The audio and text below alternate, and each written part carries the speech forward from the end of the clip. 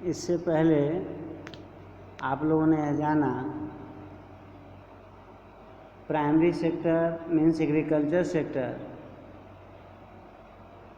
अधिक से अधिक लोगों को एम्प्लॉयमेंट प्रोवाइड करता है, लेकिन साथ ही आपने यह भी जाना जो इस सेक्टर में जितने भी लोग एम्प्लॉयड हैं सब के सब अंडर एम्प्लॉयमेंट की स्थिति में हैं। अतः यह आवश्यक है जो भारतीय सोशल डेवलपमेंट्स के लिए एग्रीकल्चर सेक्टर में अधिक से अधिक विकास अपॉर्चुनिटी को स्थापित किया जाए। तो आपका नेक्स्ट टॉपिक है how to create more employment. तो आपने स्पष्ट रूप से जिन चीज़ों के बारे में अब तक जाना उसमें आपने देखा कि एग्रीकल्चर सेक्टर से अगर आधी आबादी को उसे अलग कर दिया जाए तो कहीं भी एग्रीकल्चर सेक्टर सफल नहीं हो पाएगा। इसका स्पष्ट मतलब क्या है, जो हमें एग्रीकल्चर सेक्टर में अन्य प्रकार के अपॉर्चुनिटी को प्रमोट करना होगा जिससे एम्प्लॉयमेंट अपॉर्चुनिटी को बढ़ाई जा सके। जैसे आप अगर ले लीजिए लक्ष्मी के ही केस को, तो लक्ष्मी के पास जितनी भी ज़मीन है वो क्या है, अनइरिगेटेड लैंड है। क्या है? अनइरिगेटेड लैंड है।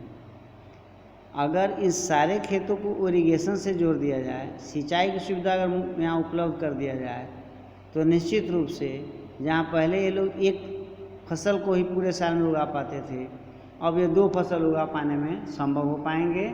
इस तरह से जहाँ पहले मात्र 2 लोगों को 50 दिन काम मिल पाता था, वहीं चाहे वाटरिंग हो, फर्टिलाइजिंग हो, सोइंग हो, हार्वेस्टिंग हो, अब अगर आप देखोगे तो परिवार के 2 लोगों का और काम बढ़ता चला जाएगा।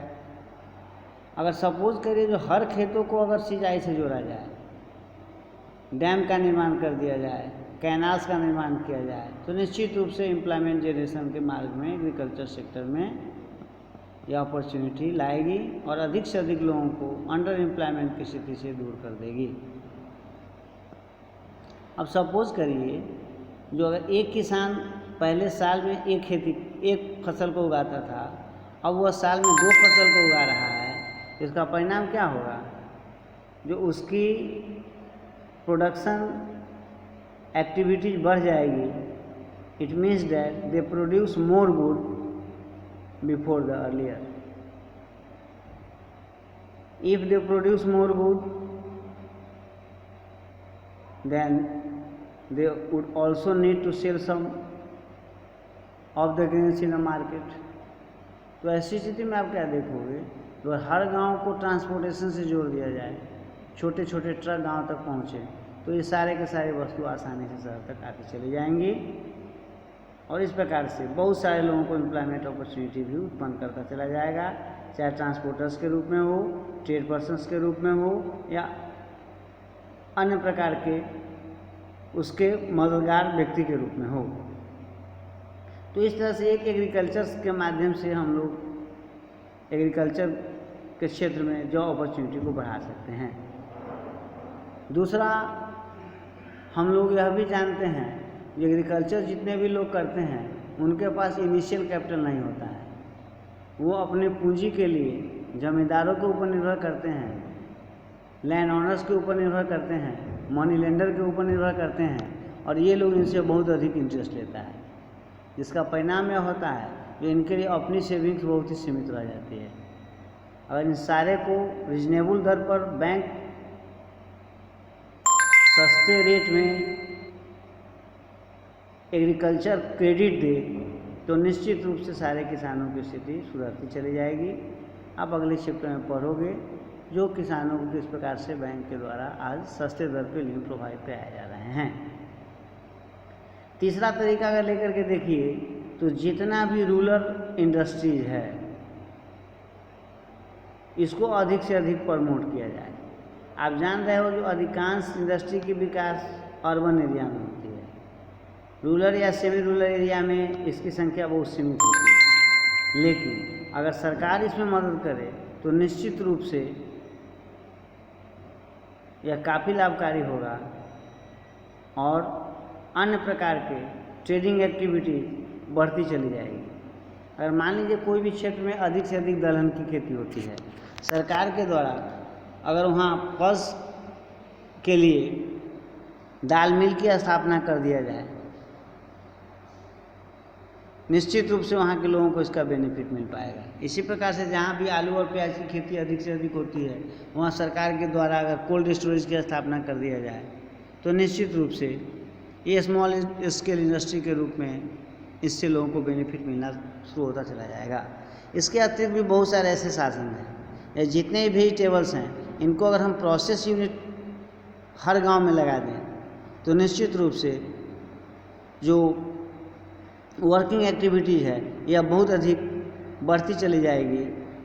आज आपके प्रधानमंत्री इस कोरोना काल में स्पष्ट रूप से यह कहा था कि जब तक लोकल इंडस्ट्री को हम प्रमोट नहीं करेंगे, जब तक लोकल को वोकल नहीं बनाएंगे, तब तक विकास की गति को तीव्र कर पाना कहीं से भी संभव नहीं है। अतः एम्प्लॉयमेंट अपॉर्चुनिटी को बढ़ाने के लिए रूरल इंडस्ट्री को अधिक से अधिक प्रमोट करना होगा। निश्चित रूप से यह एग्रीकल्चर सेक्टर को प्रोस्पर करने में सहायक साबित होती चली जाएगी। तीसरा, नेक्स्ट अगर आप देखिए तो भारत में आपने देखा डाटा जो करीब 52% बच्चे ही स्कूल अटेंड करते हैं। इसका मतलब क्या हुआ, जो 48% बच्चे आज भी घर में ही हैं या छोटे मोटे कामों में लगे होते हैं लेबरर्स के रूप में। अगर इन सारे बच्चों को स्कूलिंग सिस्टम को अनिवार्य बना दिया जाए तो प्लानिंग कमीशन का ऐसा एस्टिमेट्स है जो nearly 20 lakh job can be created in the education sector है। लोग सिर्फ इसी सेक्टर में 20 लाख से अधिक जॉब प्रत्येक साल मुहैया कराना संभव हो पाएगी। इसी प्रकार से अगर हेल्थ सिचुएशंस की बात करें तो यहाँ भी हम लोग देखते हैं तो यहाँ भी बहुत अधिक प्रॉब्लम्स है। निश्चित रूप से अगर इसको हम प्रोस्पर करें तो उससे बहुत अधिक सफलता हमें मिलती चली जाएगी। एवरी स्टेट और रीजन को अगर देखिए तो कहीं ना कहीं पोटेंशियल है, उसकी अपनी कोई ना कोई लोकल हैंडीक्राफ्ट है।